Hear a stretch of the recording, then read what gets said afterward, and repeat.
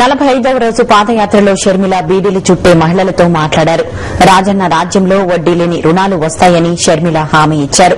ప్రతి ఒక్కరూ సంతోషంగా బతుకుతుంటే చూడాలన్నదే జగనన్న కల అని షర్మిల బీడీలు చుట్టే మహిళలతో అన్నారు.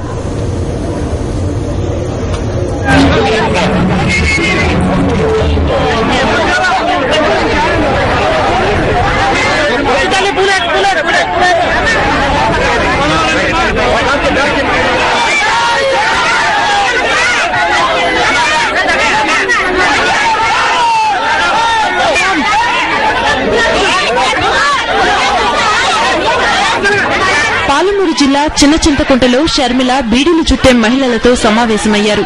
ఒక్క ఏడాది ధైర్యంగా ఉండమని బీడీ కార్మికులకు చెప్పారు షర్మిల.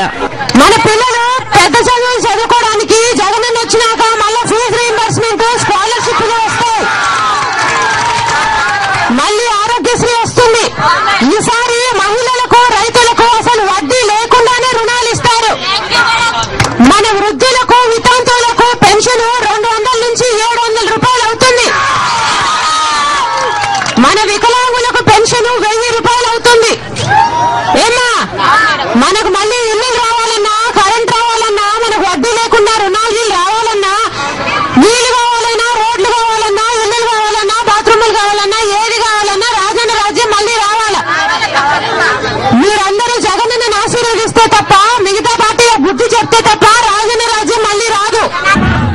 చిన్నచింతకుంటలో షర్మిలకు బ్రహ్మరథం పట్టారు ప్రజలు. చిన్నచింతకుంటలో వైఎస్సార్ కాంగ్రెస్ జెండాని ఆవిష్కరించారు షర్మిల.